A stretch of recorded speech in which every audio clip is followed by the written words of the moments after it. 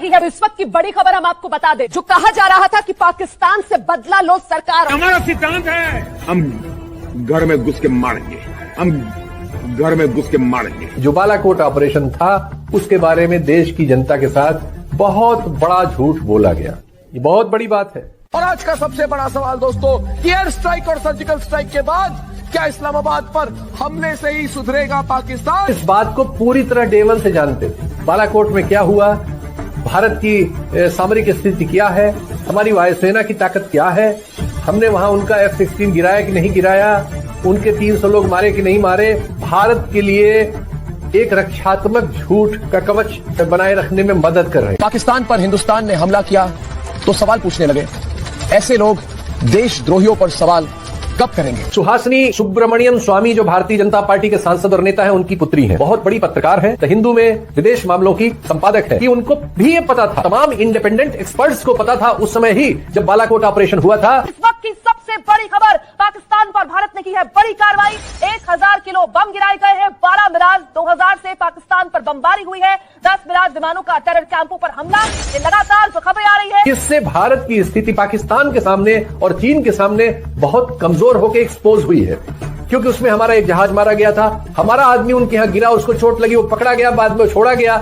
ये सब हमारे खिलाफ, हमारे 6 या 7 लोग हमारी ही मिसाइल से मर गए थे, हमारा एक हेलीकॉप्टर भी गिरा था, सारा नुकसान भारत का हुआ था। लेकिन एक झूठ फैला के ये बताया गया था कि गोया हमने कुछ जीत लिया है। शर्म होती है मुझे कि हमने अपने सेना को विवश कर दिया आज, कि प्रेस कॉन्फ्रेंस करके कहे नहीं हमने एयर स्ट्राइक किए। विश्वास नहीं होता, कोई और देश में ऐसा नहीं होता है, सिर्फ भारत में होता है, सिर्फ भारत में होता है। बालाकोट में वो नहीं हुआ था जो सरकार ने बताया, वो नहीं हुआ था जो चैनलों ने आपको दिखाया, बताया, झूठ फैलाया, वो हुआ था जो सबको दुनिया में पता है। बड़ी खबर इस वक्त की कि हिंदुस्तान ने जब ये सर्जिकल स्ट्राइक 2 पाकिस्तान पर किया है तो बौखलाया हुआ पाकिस्तान कि नीचे के लोगों को कुछ पता नहीं होता, उनमें कुछ भी झूठ फेंका जा सकता है, तो उनमें झूठ फेंक दिया जाता है, वो जोश में बने रहते हैं और राजनीतिक रूप से इसको भुला लिया जाता है। कांग्रेस पार्टी क्यों ट्वीट कर रही, क्या है बालाकोट का सच, क्या है बालाकोट का सच? लोगों के मन में संदेह डालना गलत है कि नहीं है? देशद्रोह है कि नहीं है? ये बताइए इनको, मुझे पूछिए, मुझे बताइए, ये हमारे मनोबल को गिराने की कोशिश है कि नहीं है? ये देशद्रोह है कि नहीं है? क्योंकि मेरे साथ आज पूछता है भारत। और जो हाँ, लेकिन हम उसे कहने में गुनहगार बनते कि देशद्रोह का आरोप लगाते और वगैरह वगैरह होता, अपनी सेना के बारे में एक कमजोर स्थिति आती। हम सीधे पहुंचे मुजफ्फराबाद, चकोटी और बालाकोट। बालाकोट तो पाकिस्तान में है। जैश के 300 आतंकी खबर है कि मारे गए हैं। टेक ऑफ करके पहुंचते हैं पाकिस्तान के कब्जे वाले कश्मीर में। लेकिन व्हाट्सएप यूनिवर्सिटी, तमाम हमारे टेलीविजन चैनल और ये तमाम इस तरह का झूठा प्रोपेगेंडा जो लगातार देश के लोगों को युद्ध में झोंके रहता है, वो कुछ ऐसी स्थिति पैदा करता है कि बहुत से लोग ये यकीन करने लगते हैं गलतफहमी में कि हम आज नहीं तो कल मोदी जी के नेतृत्व में अब पीओके पे कब्जा कर लेंगे और वहां झंडा फहरा देंगे। भारत ने सर्जिकल स्ट्राइक करके आतंक के आकाओं को पहली बार उस भाषा में समझाया जो भाषा वो समझते हैं। आतंकियों को उनके घर में घुस करके मारा। आप मुझे बताइए, मैंने सही किया कि नहीं किया? ये काम मुझे करना चाहिए कि नहीं करना चाहिए? भाइयों बहनों, सबूत मांग रहे थे, सबूत। वाह वाह वाह वाह वाह वाह, क्या एक्टिंग कर रहे हो। सत्यहिंदी.com पर आपका स्वागत है। पहले दिन की शुरुआत इस अपील के साथ शुरू की जाए, जो हमारे देश के नियामक लोग हैं, जिन पदों पर बैठे हैं, उनसे ये उम्मीद की जाए कि वो सच बोलें और हमें झूठ के किसी दर्प में न रखें, हमसे साफ साफ बात की जाए। इसकी जरूरत इसलिए पड़ी कि आज सुबह 2-3 ऐसे लेख सामने आए जो वर्षांत पर लिखे गए। ये तीनों हमारे रक्षा से जुड़े हुए मामले थे और उसका विश्लेषण करते हुए ये लेख आए। ऐसे क्वार्टर से आए जो बहुत ही जिम्मेदार हैं, जो बड़े सामर्थ्यवान भी हैं, जिनकी प्रतिष्ठा है, जिनका नाम है। जब मैं आपको बताऊंगा तो आप उनको ऐसा समझ सकेंगे। एक सबसे पहला लेख जिसकी वजह से ये पूरा कार्यक्रम मैं कर रहा हूं, वो कल छपा है और वेबसाइट पर मौजूद है। देश का इकलौता, सबसे बड़ा, सबसे प्रमुख और सबसे विश्वसनीय, और मैं इकलौता कह रहा हूं तो उसका मतलब ही वही है, थिंक टैंक हमारे यहाँ एक है जिसको ऑब्जर्वर रिसर्च फाउंडेशन कहते हैं, ORF। बहुत बार इसको आपने चर्चा इसकी सुनी होगी। इसके बारे में कैरावैन में एक बड़ी रिपोर्ट छप चुकी है और भी है, गूगल करेंगे तो आपको मिल जाएगी, कि इसको हमारे देश के सबसे बड़े उद्योगपति घराना जो है मुकेश अंबानी जी का, वो इसको फंड करता है और ये बहुत पुराना है। और इस संगठन के अपने ORF का जो इसमें देश की तमाम चीजों के बारे में शोध किए हुए लेख छपा करते हैं। जब आप गूगल करेंगे ORF को तो पाएंगे कि हमारे देश के बहुत बड़े बड़े नाम इस संगठन से जुड़े हुए हैं। बहुत बड़े बड़े नाम, इसमें कोई साधारण आदमी का तो उपस्थिति होने का कोई प्रश्न ही नहीं है। किसी अफवाहबाज या इस तरह के आदमी को कोई मौका वहां मिलने के चांस ही नहीं है। इसमें जो लेख छपा है वहां से हम लोग शुरू करते हैं। उस लेख को सुहासिनी हैदर ने, जो सुब्रमण्यम स्वामी जी की बेटी हैं और द हिंदू अखबार में विदेश मामलों की संपादक हैं, उनके ट्वीट ने आगे बढ़ाया। फिर मनोज जोशी जी के लेख का हवाला आ गया जो द क्विंट में छपा है। मनोज जोशी इस देश में रक्षा मामलों पर लिखने वाले सबसे वरिष्ठतम पत्रकारों में से एक हैं। अब मैं ऐसे ही नाम ले रहा हूं इसलिए इन पे आपको विश्वसनीयता आएगी। एक और लेख है जो मार्टिन जैक्स का है, वो गार्डियन में कल छपा है। गार्डियन दुनिया के सबसे सम्मानित अखबारों में से एक है, इंग्लैंड से निकलता है। तो ये 3-4 अखबारों में कुछ लेख छपे हैं जिनको एक साथ देखना इस प्रोग्राम में और इसकी सूचनाओं को समाहित करके आपके सामने कुछ चीजें ऐसी रखना जो बहुत ज्वलंत हैं और हमारे सामने एक चुनौती पेश करती हैं कि हमें सच जानना चाहिए और हमें सच बोलने की भी कोशिश करनी चाहिए और उम्मीद करनी चाहिए कि जो हमारे नियामक हैं, मैं फिर वहीं आता हूं, यानी सरकार, वो देश की जनता से कम झूठ न बोले।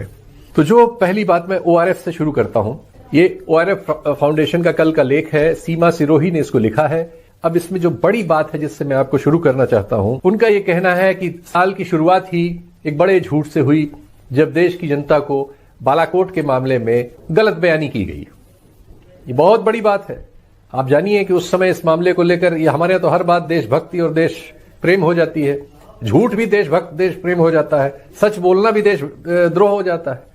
लेकिन अब ये बात ऐसे क्वार्टर से आ रही है, मुकेश अंबानी द्वारा फंडेड, देश के सबसे प्रबुद्ध, बड़े और बहुत समर्थ लोगों द्वारा संचालित ORF नाम के थिंक टैंक में कल वर्षांत पर लिखे गए लेख में यह व्यक्त किया गया है कि जो बालाकोट ऑपरेशन था उसके बारे में देश की जनता के साथ बहुत बड़ा झूठ बोला गया।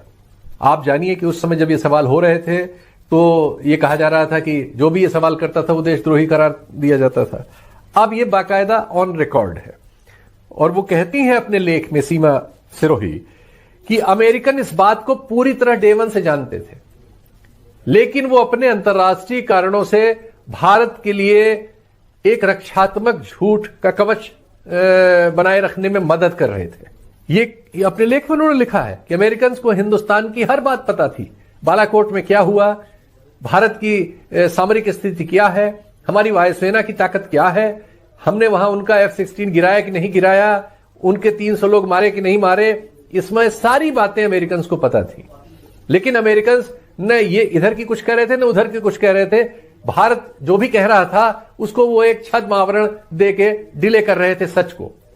लेकिन अब उनके रिकॉर्ड्स में वो सब चीजें आ चुकी हैं, ये लेख बताता है और उनको सब पता है। और वो ये भी बताती है इस लेख में सीमा सिरोही कि इस समय जो कुछ देश में हो रहा है इससे अमेरिकन एडमिनिस्ट्रेशन भी परेशान है। उसका वो एक संकेत बताती है कि इस समय जो केन जस्टर यूएस के एम्बेसडर है भारत में, आप अगर उनकी ट्विटर प्रोफाइल पे जाएं तो उन्होंने जानबूझकर इस सरकार के लिए एक इशारा छोड़ा है। उन्होंने अपनी ट्विटर प्रोफाइल पर देश के विभिन्न धर्मों के विभिन्न केंद्रों की यात्राओं का एक कोलाज पेश कर रखा है।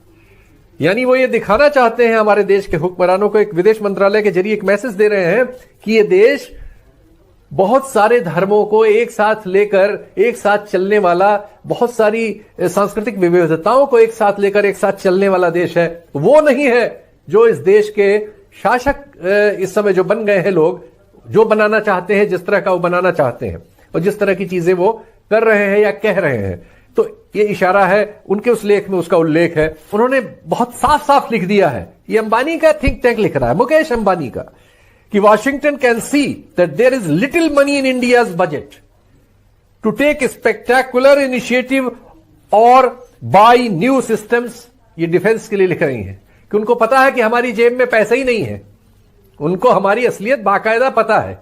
वो ठीक है कि चीन से लड़ने के लिए वो हमेशा भारत की पीठ ठोकते रहते हैं, क्योंकि चीन उनके लिए बहुत बड़ी चुनौती है। वो मैं अभी बाद में आपको उसके तथ्य बताऊंगा कि क्यों पश्चिम चीन को सबसे बड़ी चुनौती समझता है। तो भारत को वो एक उसी तरह से जैसे एक जमाने में अफगानिस्तान में रूस से लड़ने के लिए उसने पाकिस्तान का इस्तेमाल किया था, वो ऐसा ही इस्तेमाल के तौर पे हमें समझता है। वरना ये लेख लिख रहा है साफ साफ कि उनको पता है कि हमारी जेब में कितने पैसे, हमारे बजट में डिफेंस में खर्च करने के लिए हमारी आर्थिक स्थिति क्या है, उनको सब कुछ पता है।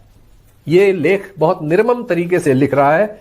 इसी लेख को आज इस पर विदेश मंत्रालय कवर करने वाले वरिष्ठ पत्रकारों के बीच सबसे बड़ी चर्चा इस लेख पर है, और ऐसे लोगों के बीच जो रक्षा मामलों पर टिप्पणियां किया करते हैं या रक्षा के मामलों में हस्तक्षेप रखते हैं, खुद रक्षा अधिकारी रहे हैं, जैसे प्रवीण साहनी हैं। ये पुराने इंडियन आर्मी के रिटायर्ड हैं, अब एक फोर्स नाम की पत्रिका को एडिट करते हैं और देश के रक्षा मामलों पर लगातार लिखते पढ़ते रहे हैं। इनकी तमाम किताबें हैं, और चाइना को लेकर dragon on our door step इनकी बड़ी मशहूर किताब है, और नई किताब भी उनकी आ रही है कि was India should prepare for this country, इत्यादि इत्यादि। तो ये सब लोग रक्षा मामलों पर भारत के एक तरह से सोचने समझने वाले लोगों का यह ग्रुप है।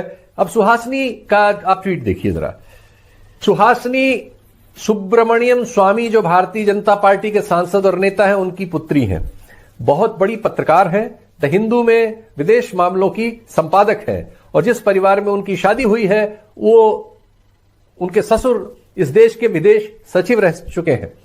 तो सुहासिनी को विदेश और इन मामलों का बहुत ज्ञान है। तो आज जो सीमा सिरोही का लेख है, ये उनकी उस पर टिप्पणी है कि उस पर बहस जो चल रही थी उस पर उन्होंने लिखा है कि उनको भी ये पता था और तमाम इंडिपेंडेंट एक्सपर्ट्स को पता था उस समय ही जब बालाकोट ऑपरेशन हुआ था कि अमेरिकन अधिकारियों ने उस समय भारत की एक तरह से मुंह पे कोई बदनामी का दाग न लग जाए, इसको बचाने के लिए एक तरह से एक झूठ के अम्ब्रेला को खड़ा रखने में भारत की मदद की थी। ये वो लिख रही है। तो ये बात जो है अब उच्च स्तर पर सब जगह पता है कि बालाकोट में वो नहीं हुआ था जो सरकार ने बताया, वो नहीं हुआ था जो चैनलों ने आपको दिखाया, बताया, झूठ फैलाया।